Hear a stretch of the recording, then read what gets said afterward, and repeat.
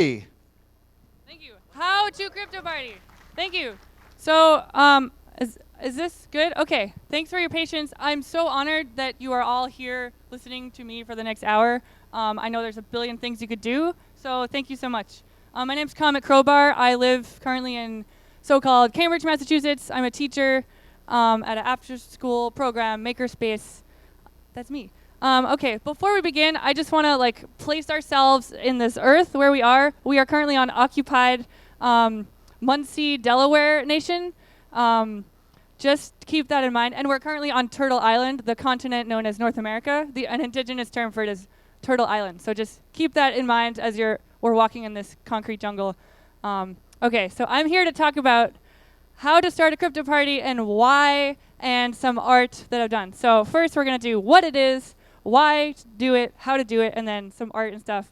And then questions, I'm going to pee, and then at 7:30 right after this, maybe some of you will, we're going to have an actual crypto party from 7:30 to 9:30 somewhere. I don't have the details, but it's in this building. Okay, doing the stuff we just talked about. So what is a crypto party? A little background. Let's see. In 2012, some bill was passed in Australia to make it really easy for law enforcement to just read and reach every kind of data. So these folks had this thing on Asher Wolf, this lady, started by lady. She had this blog about Occupy and stuff, and then someone was like, hey, let's have install all the crypto apps party. And then 4 months later, there were 30 around the world, and it's just become a thing now. Especially in Germany. I lived in Berlin, Germany for 5 years, and I've just come back. Is this better? Should I touch it? I don't know. I came back within the last year, so I'm trying to bring this culture of crypto stuff, bring it back to this messed up place, and get it going. So here's a review of my first ever crypto party. This is a book I made. I'll talk more about it. I don't know if I'll read this whole thing, but basically. So my first crypto party in Berlin, I found out about it on Twitter. There's monthly events there. Let's see. I wanted to go, but at least 3 times during my journey there, I thought about turning around. What if I sound like a total idiot and have no idea what's going on? What if I can't understand German well enough? What if everyone gets impatient with my noob questions? I made it all the way there, and I was sitting outside. So it was planned in a cafe, just a corner of a public space. And I was sitting outside the cafe, still nervous. I just rode half an hour. And I was still afraid to go in. Shows you how scary and accessible these kind of things are. Until a waitress was like, can I get you something? And I was like, oh no, I'll just go. Yeah. So I finally went inside. And it was totally great. There were 8 of us or so, 2 from the organizing group. And it wasn't an official institution. They were just, the 2 that were hosting it were just people who thought it was cool. By the end of the night, I set up a Jitsi chat. Updated my Tor browser, I made a new friend, and then the next day I taught my friend how to install Jitsi on a Skype call, we transferred. So it was a super empowering time for me. And this is where I work, in Somerville.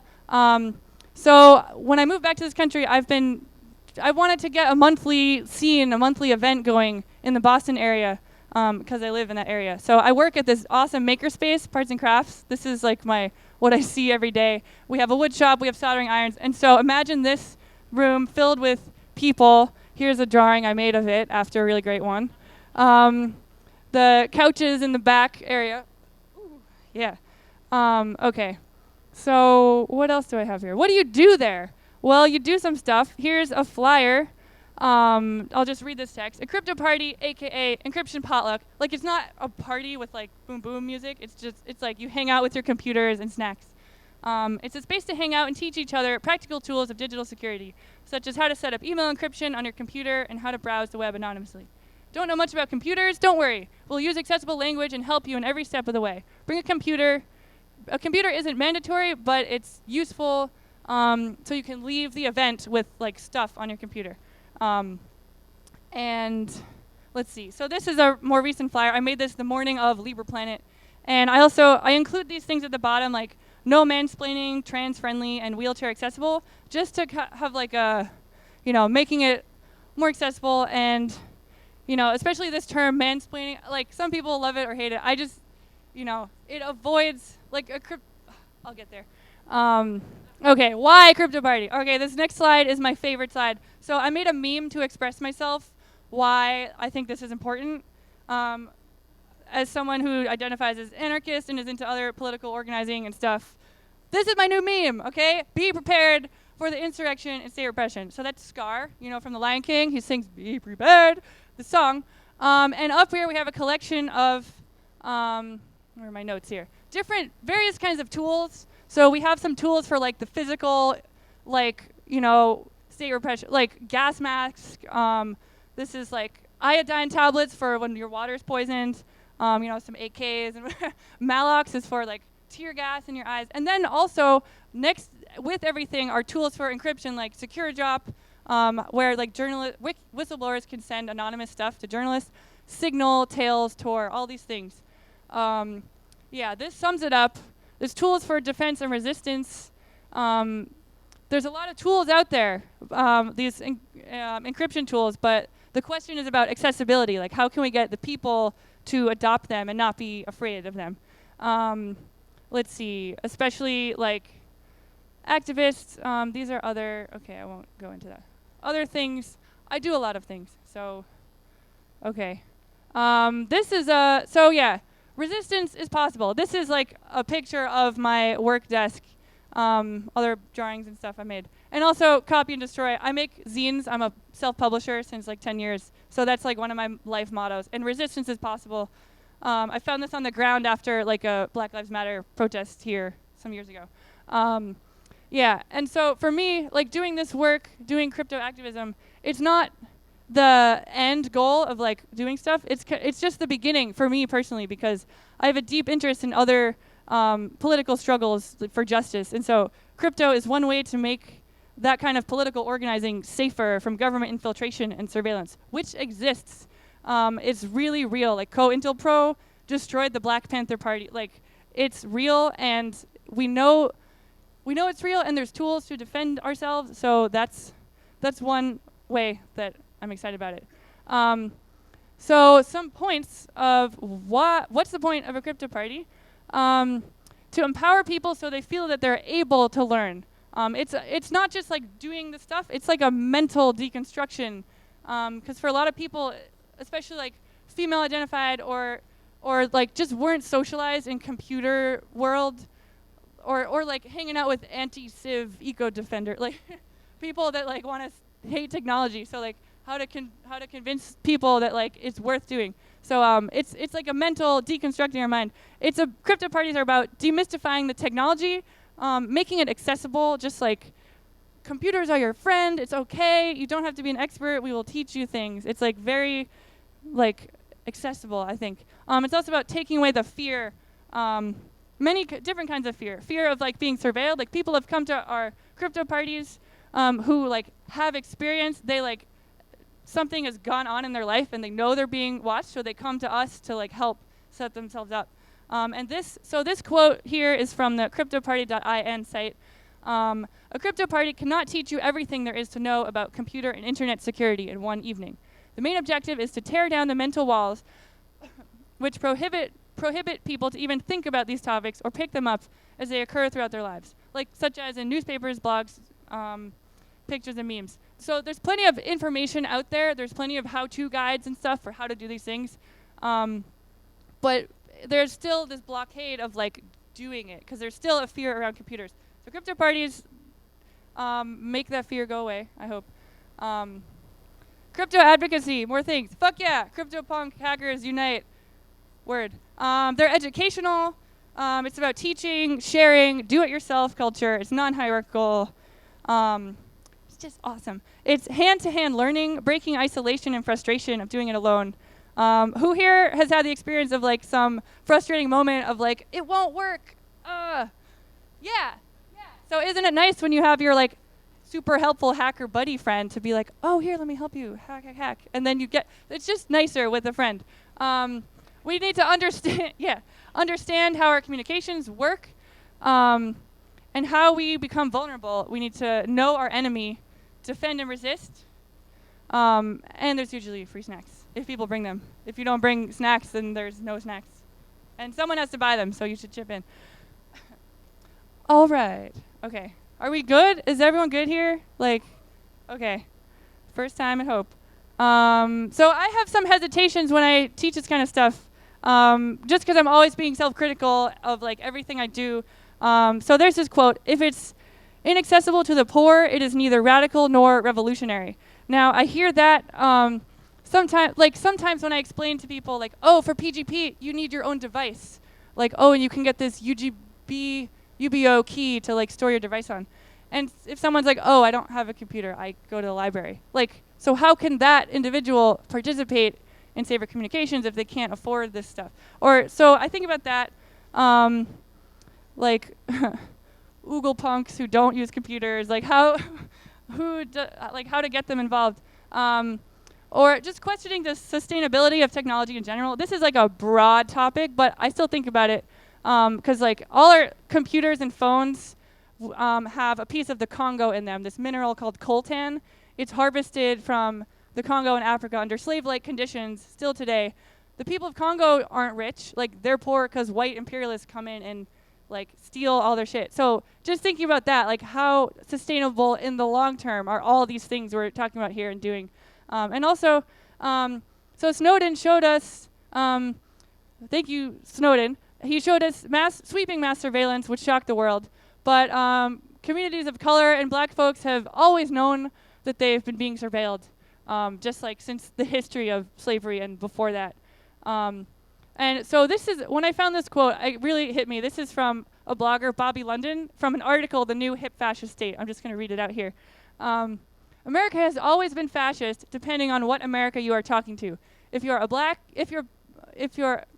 in America, from the time of slavery, this country has been fascist to you. From genocide to a vast prison industry, the introduction of crack cocaine by the CIA, AIDS, segregation, and let's not forget slavery.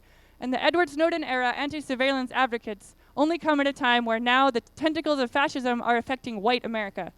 So when I read that, it kind of hit me because I was like, oh, like, yeah, this talk about, oh, now we're entering fascism, Donald Trump, now everything's fascist. Like, no, it's always been that. And even the definition of fascism didn't exist in a dictionary until the Cold War. So, like, what do you call the genocide before?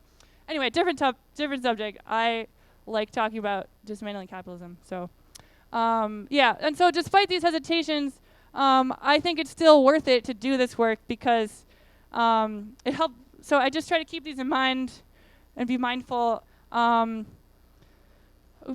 When I do this. Okay. Yeah, I look around at my friend circle and I want to help everyone get set up with these tools to protect ourselves just a little bit more. It also makes government, makes it way more expensive. Like some people think, oh, what's the point? They can get me anyway. Like, no, that's what they want you to think. When you encrypt your communications, it makes it so much more expensive to break that. Even if you are targeted, it costs them money. So if everyone does it, like, they probably won't do it anymore. Yay. Okay, so why do I do this? I aspire to be that helpful hacker friend that I wish I had during all those frustrating moments of like, how do I download? Like, I got a Linux operating system 2 years ago, and I'm still figuring it out. So I want to be that friend. I've had some really helpful friends along the way in Berlin. And so I also host crypto parties because I do them for myself. It's 100% selfish. I started doing them so I could find the people out there, bring them together in the place that I work. So I just stay after work. I don't even have to leave. It's totally selfish. But, you know, maybe other people benefit. I'm sure they do. I just have so many questions. So oftentimes, like, I put my own questions aside because I'd rather help a new person. But I still have so many questions, and I get really good questions from people, and I want to research them. And also, I am a, currently a cisgendered woman. I don't know about gender. Maybe I'm not. But just being a female role model. It seems basic, but, look around at this event. There's not many of us or gender non-conforming folks. And generally, just fuck the patriarchy. Just, a reminder that it sucks. Just in case you forgot, it's there. And being a couple of times, I've been the only cis lady, or I've been the only woman-identified person at one of my own events even. And I'm just where are the ladies? I know they're out there. And that's exactly why I put those other things on the first flyer, no mansplaining and trans inclusive, just to make it really clear that like this is for you, like trying to get more folks into this that I'd like to come. What time is it right now? I've gone for 18 minutes. No, okay, never mind. I'm gonna keep going. So, how to crypto party? How do we do it? The big question. So, a crypto angel is not this guy. Does anyone know who this guy is? Your company's computer guy. That dude from SNL, Saturday Night Live, Nick Burns. He is a total asshole. Like, so he was like your tech guy in your office, and he would just like, do not be this man. No. Big X, no, okay? He was really condescending. He would just rather push people away and do it himself. He's not a teacher. He maybe knows a lot of skills. He's a good hacker or whatever, but he's not socially aware and is not approachable and friendly. So don't be that guy.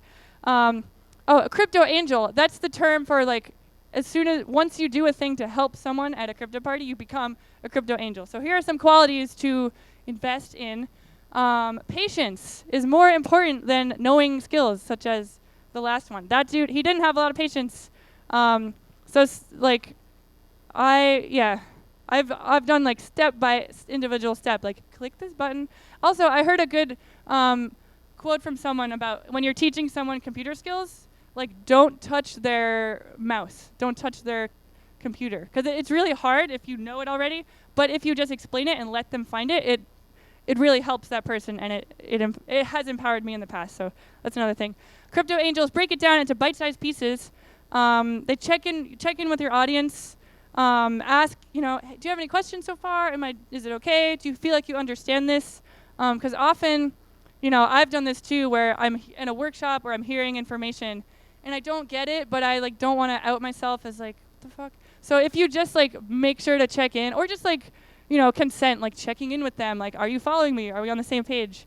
Also, if the person you're working with doesn't get it, you are not explaining it clear enough. It's your fault. It's not that person, because, and as a teacher, I work with like middle school age kids, teaching them all kinds of stuff and like how to do DIY projects. So I've learned the steps of like communication is really important, like talking clearly, like using words, don't mumble, like just being accessible. It's about accessibility. That's what it is.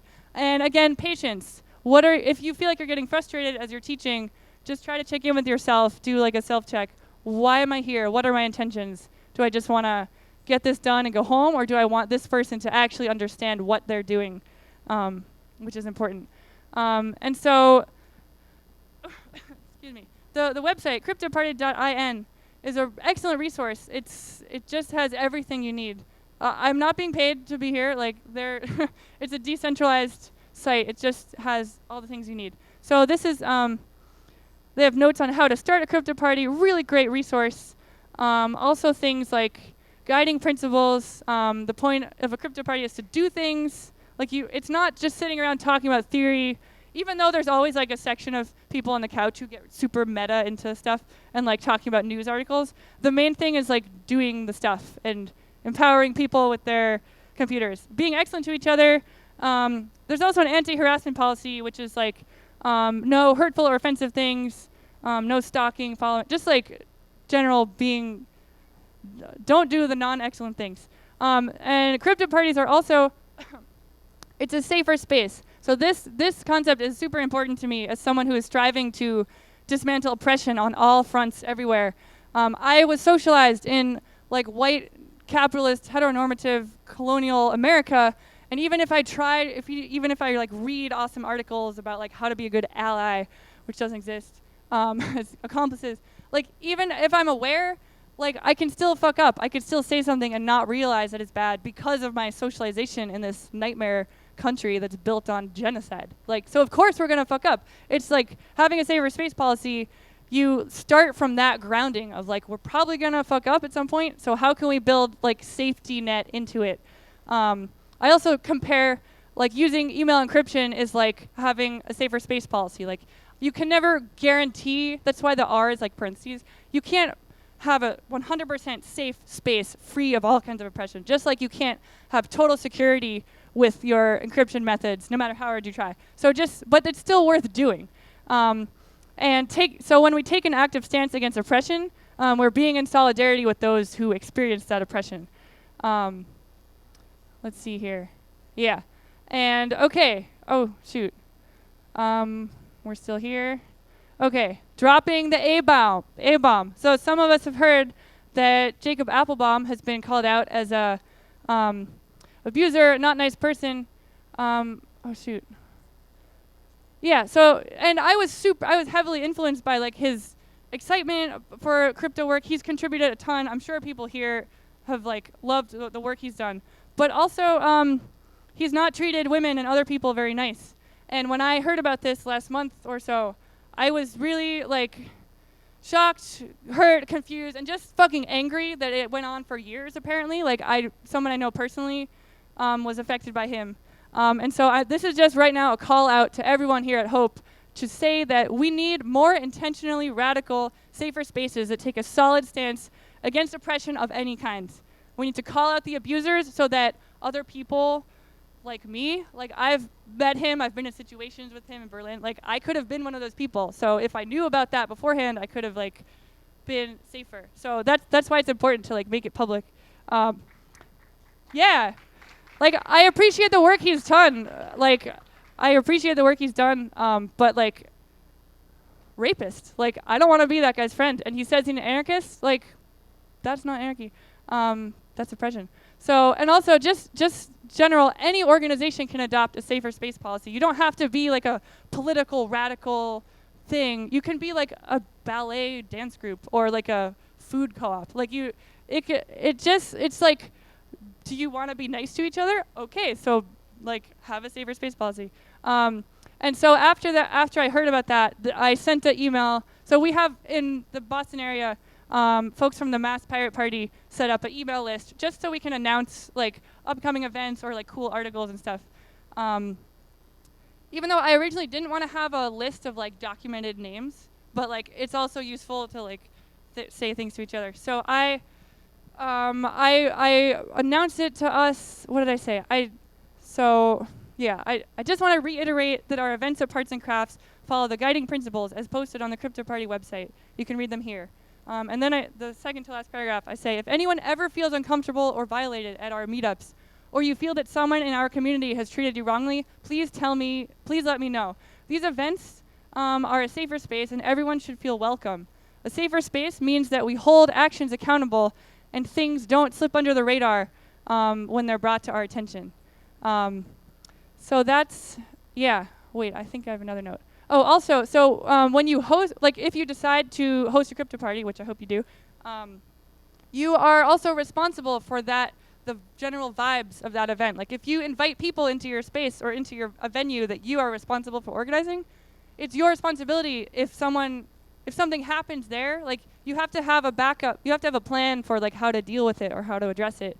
Because in mainstream society, like shit happens and it gets ignored. Like people get raped like daily and the police don't believe them. Like, I mean, fuck the police, but like, nope, it's like hard for people to believe abused women or abused people or that like black people have been murdered since hundreds of years. It's only now that since we have like video, it's like, oh, now they're really being like, yeah. So just like believing people when they say that. And let's see. Okay, so moving on. When is your next crypto party, huh? This talk's called How to Start a Crypto Party. So that's your homework, all right? Like, so having a regular event builds a community. Like we have ours once a month. I'm able to, like, I have the privilege of this awesome venue that I work at. So like it was easy for me to find a venue, but you can just do it at like cafes, like library room, any kind of place. Oh, sorry, it's right there. Cafe, library, public space. They're always free. It's not commercially or politically aligned. Like they shouldn't be done to like make money for another organization. It's just like you're here to learn and share information. You share what you know. You don't have to be a pro hacker expert. Like I just knew a couple things. I knew how to do PGP, like I knew the basics, and I knew some stuff about Tor, and that was like why I started one. Because I'm like, surely there's someone out there that I have a little more skills that I can share down with someone. So I hope that's encouraging. That like you don't have to be a know-it-all. You can just, if you're excited about doing it, you can do it. So start one when you get home from Hope. And this site, again, is like a great resource. Has all the info you need to start one. A list of worldwide locations. So there might already be one in like your city. There's not so many in so-called America, but like in Germany, there's every city like has its own because they're on it. Oh, I miss Berlin. And it has resources and how-to guides. Okay, I think we're good on. Oh, let's see. Oh, it's 6:35. Is that correct? Okay.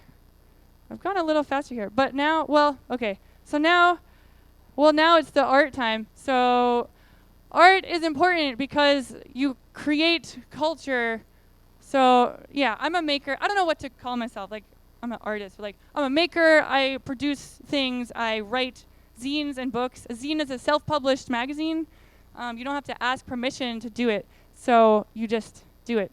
And this, hold on. Yeah, so Tumble the Boulder. This is a book that I printed. I self-published and printed this book. Tumble the Boulder, The Surveillance State and the American Empire by Comet Crowbar.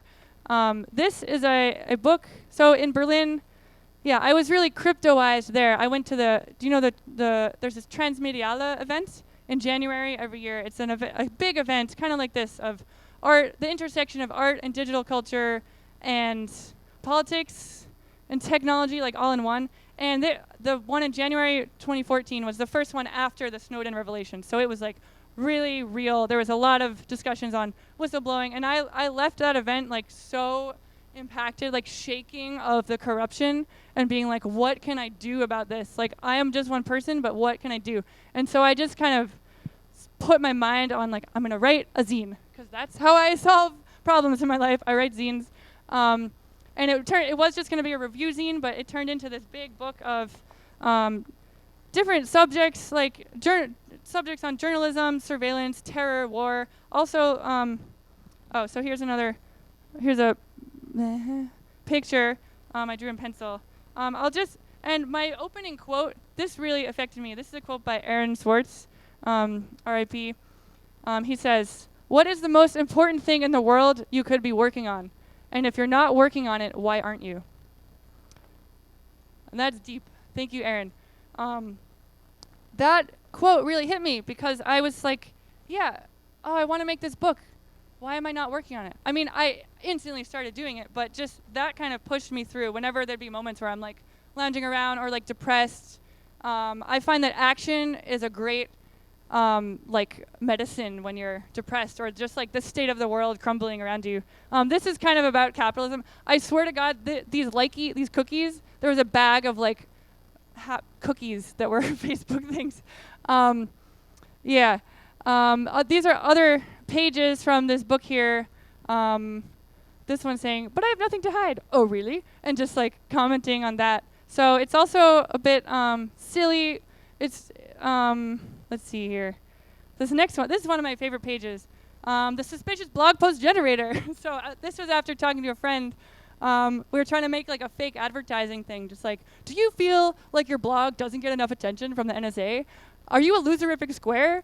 Do you want to be popular? Don't panic. The solution is finally here for you. Oh my God, thank you. With the suspicious blog post generator, everyone is a movie star. You don't have the option not to be.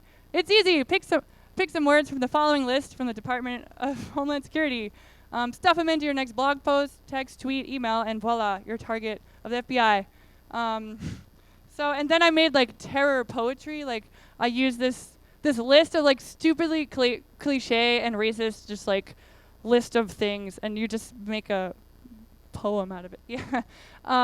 So this goes back to what I was saying earlier, like culture, like creating content about political issues in the that are happening in the world, like makes it so that people can connect to it instead of just reading a journal article or watching the news of like, cool, another thing bombed, like awesome. You can like relate to it in a different way that like might hit you in a different part of your body than just your brain by reading stuff. This page, so at a talk I went to it was in Eindhoven. It was like security in times of surveillance. Out of like a sea of like 200 seemingly male bodies, I was one of like 6 women that I could pinpoint. And so at one point at the end of a talk, this nerd guy steps up and he was like, how can we make this sexy? Like this being encryption and like tools for anonymous stuff. How can we make this sexy? You know, just look around the room at us. Being a computer technician isn't the most attractive image. So how can we make encryption sexy? And I kind of took that as a personal challenge when I heard that. But I didn't want to, like, I wanted to raise my hand, but I didn't because I didn't want to be the girl who talked about sexiness in the sea full of dudes in the Sausage Fest. So of really great people and inspiring thinkers, but also like gender. Yeah, it exists. And so in here I'm just saying I had ideas then, but I'm writing it now on my own terms. Or just, yeah, comparing email encryption to like sex toys is totally true. And so here's this slide, how to make encryption cool and sexy. Write erotica fiction about it, like porn sells. I have this book, which I'll talk about in the next slide. Make art about it, as I was just saying. Again, bring it into culture, something people can reference, like stories and films. Also, does anyone know the lady here on the side? I mean, I photoshopped it, but that's Lisbeth Salander from the film The Girl with the Dragon Tattoo, which, did you know, the Swedish original title translates to Men Who Hate Women. Because the movie's about men who hate women. It's not about this girl. Like, it was another topic, why that title pissed me off. But Justice, she is also a pro-fucking hacker. Like, she breaks PGP encryption. She did it. It's in the book. Like, and Justice, like woman with a sword. Like, that's the tarot card for Justice. Her shirt says, Armageddon was yesterday. Today we have a serious problem. So she is, oh yeah, and one, so I was listening to the audio, I read it and then I listened to the audiobook later. She hacks the police network, the police headquarters, and I was in my kitchen cooking just like, fuck yeah, she fucking did. Like, she hacked the police headquarters. So like, and I've never read a book or any character who's like a hacker like she is. Like, she's just so badass and empowered. And she's inspired me so much that in my book here, I wrote a character who was inspired by her, and then I was like, fuck it, I'll just have her be in the book, and they're lesbian lovers, so like, yeah. She's also queer. Okay, how to make it sexy, another one. This, my favorite hashtag ever, activist pickup lines. Nothing excites me more than activist pickup lines. That's how you get to me, y'all. So I thought of this one. My love for you is secure like PGP encryption, unbreakable by even the NSA, which is true. And there's other ones, but that's one of my favorites. Okay. So this is my newest publication called Crypto Cunt and the Ecosexuals, the very queer story of the NSA headquarters in Berlin. It's here. I have a box full of them. Between $6 and $12, y'all. So this, yeah, this is what I do. I wrote this fiction. It's like, I don't know, well over 100 pages. And so I was living in Berlin, biking every day through this airport, the Tempelhofer Feld airport, which is abandoned since a few years and now it's a public park. But there's still this like control tower from the airport. So I'd bike past it every day and look up like, what is going on there? Like, who is spying there? And I also had some friends in the Frankenstein house. Yeah, Frankenstein. We put on, we submitted a film to the Bike Smut Porn Film Festival, which another friend of ours was organizing.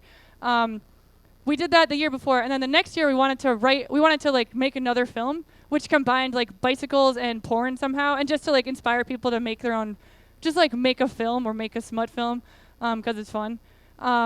And so, but there were only 3 of us, but we like started writing a plot, but then like the film didn't happen, but I took the like baby seeds of that and expanded it into a full novel. So this is that. This was the time I was going to read it.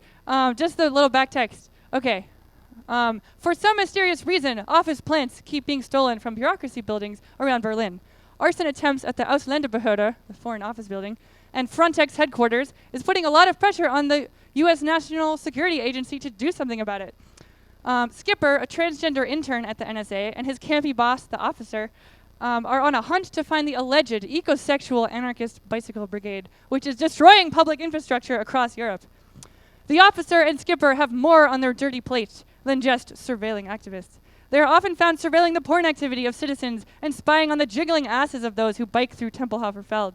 Their headquarters in the old control tower of the airport is a home base for their investigation. They have to be careful, though, because the ecosexual anarchist bike brigade is known for their freaky sexual activity and perhaps have bewitching capabilities to queerify all those who come in contact with them. In this first fiction novel by Comet Crowbar, you can meet Lisbeth Salander, the lady from the last slide, and her eco-warrior lover, Kelly, have a gay experience at Fusion, a big music festival, deconstruct your gender, unlearn capitalism, and feel funny in your pants with some anarchist erotica. Because dismantling the state is sexy, right? Yeah, okay? So this is some image that I made. Der Spiegel is like a popular German magazine. It's awesome. And this building is the Ausländerbehörde. That's where I would go to apply for visas. You can see how I feel about it. It says, public infrastructure fucked up by eco-sex group, ecosexual brigade. Yeah, and so the main character, the officer, he's so ingrained in his authority figure, he doesn't even have a name. So he's kind of like, also like, fiction is powerful. I used to think that it was like dumb, like if it's not journalist, so why read it? Like, that's dumb and patriarchal of me to think that, because fiction is powerful. When you can create narratives and comment on society in a way that you can't in any other medium. So fiction is powerful. The officer is like this, of the NSA headquarters in Berlin, he's like this really like, I am the law kind of guy. But he's also like clearly a closet homosexual or has like he's super submissive. And so in the story, there's like this activist locked up in the basement in like an interrogation cell. But she's actually a dom, and he likes being submitted to. And also, so that's Kelly, the eco-warrior, and the officer. She's got like a knife at his throat. Oh, sorry, I should have warned, not safe for work. Yeah, no, maybe people don't want to see it. This was consensual, by the way. So she, this is kind of common. They have this funny like relationship. I was commenting on all these government agencies that like have billions of dollars, but like, where does the money go? Like, they're always losing this money, or it just like disappears into the system, like who knows where. Well, it goes to the underground brothel of lesbian feminist underground brothel network who like own the world, but they can't be public or else the patriarchy would fall, and they like have to be subversive. So all the money that like government agencies lose goes to like her empire and like all the women and trans folks. Yeah, this is a scene of Kelly and Lisbeth Salander having some fun time in Sweden. I just put up some other art and like looking at the moon. The saddest moment of my life was in Berlin, looking at the moon through a chain link fence, and I like couldn't see it, and just being in the city. And these are all pictures from the book here. So that's about the book. So I have a couple other like art things I've done. I haven't shown this yet to anyone. I showed it on my blog, but like this is an audience I think will appreciate it. So I thought of this for a year. You can see my Comet Crowbar logo where like the Mattel thing would be. Citizen 4, as some people know, is the film that Laura Poitras made about Edward Snowden, like the in real time documentary. And since literally a whole year, I had this idea of like Citizen 4, like dropping the information in the, like this is the cover of the board game. So I photoshopped it, and I'm really proud of it. I hope you enjoy it.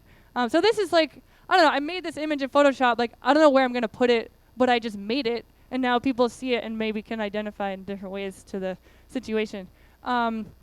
Another thing I've made, I have this comic, email encryption in a nutshell. Last year I did a zine residence in Montreal with Fight Boredom Zine Distro. It was awesome, and I had a lot of time to just like write and draw and spend 3 weeks doing my thing. So I made this. I'm gonna burp. I have a bunch of copies I can give out for free. This box here, my zine distro, I brought from Boston. So if you want any of these things, you can get them. And so this, I pass out for free. Like I bring it to crypto parties. It's just, or I just, as a poster, I'll just put up in a cafe. Just like what is email encryption? What is PGP? So it's just this thing I made and like try to distribute it around. This is the end of a comic I made, just generally about like, I don't know, capitalism. Let's see. Oh, there's me like working on a zine, and I'm talking to the crowd like, don't worry, I'm not a suicide bomber. Oh fuck, I just said bomb. Now they're really gonna think I'm smash. Wait, I can't read it. Hold on. What is? Oh. Ma'am, you need to come with us right now. But I'm just writing a zine. And then I'm like, are you fucking serious? This is my zine, my freedom of the press, and yeah, we're fucking serious. And then I say, listen, pal, I don't think you understand. I already said that I'm not afraid. And he's like, what? But I'm scary. Look at this gun. Isn't it not big enough for you? And then I hand him a book. I say, I bet if you dropped the gun and ditched the fascist attitude, you would make a cool zinester. And he's like, oh, really? I've never had friends.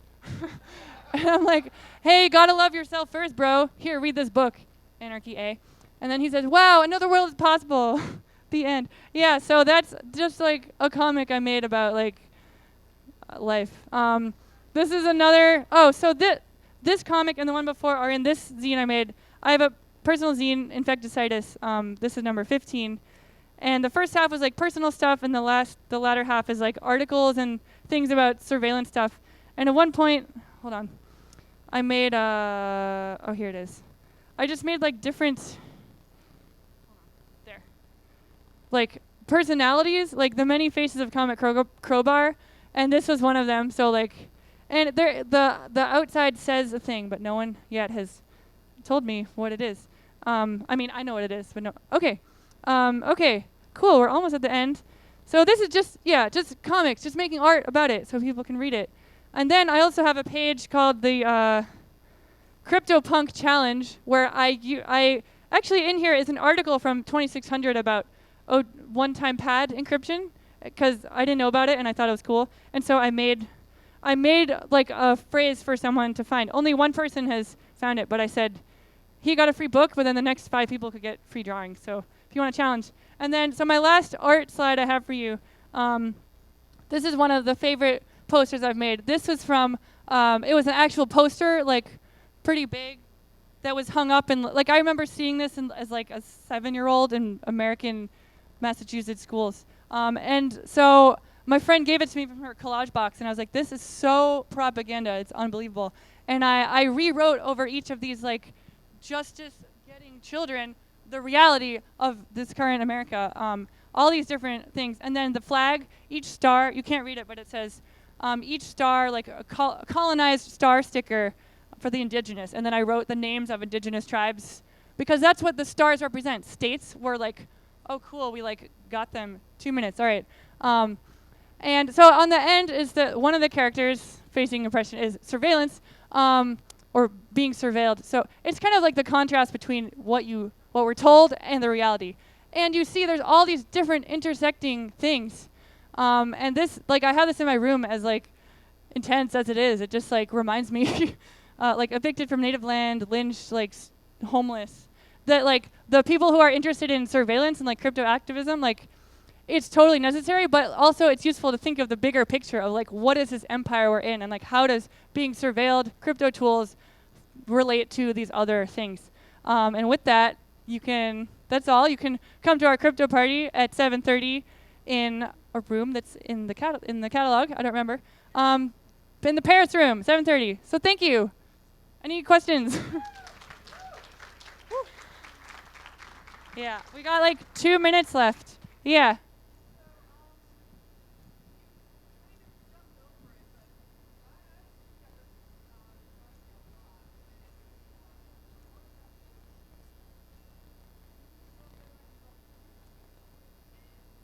Yep.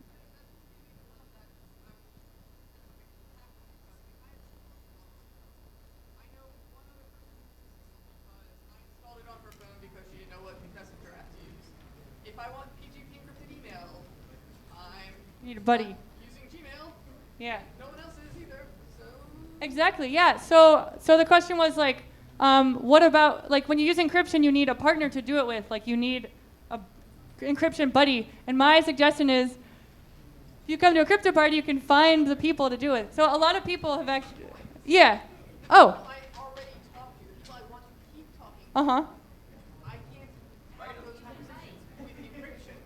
Yeah. Well, you can bring them to a event. I mean, I totally hear you. Like, it is about, like, you can't have a safe communication unless your receiving end has it. So that's why it's like once you learn it, like once I learned it, then I like started applying it elsewhere. But a crypto party event is a great place to meet other people that you can like start doing these conversations with, just to practice. Does that sort of address that? Or How I can't find the solution. I don't just go to crypto parties, or maybe we can talk after because I think we're at time here. I want to take that seriously. Other questions? Anything? Thank you for coming. Or you? Question? Yeah. How do you demystify people that are like scared of encryption? They think it'll like get them under more scrutiny. How do you demystify people who are scared about encryption? Like that you'll show up on some watch list because you're. I would say that's a good question. I'd say like the more people do it, the less, like, if more people do it, we're safer in numbers, kind of thing. And there's a crypto party workshop on the 6th floor. Yeah. Oh, I'm yeah. Yeah, you're doing it. In the Paris room. What's that? Tell them when it is. It's right. Yeah, I did. 7:30 in half an hour at the Paris room, I think, on the 6th floor. Okay, I'm gonna put down the mic. Thank you. Also, if you want to buy any of these things, they're like available. I brought a bunch. I'd love for people to just have them. I'll set up my little box after the crypto party. Thank you so much. Guru. After the crypto party, may I buy now? Oh, sure. Real quick. Also, if you want one now, you can come up to me.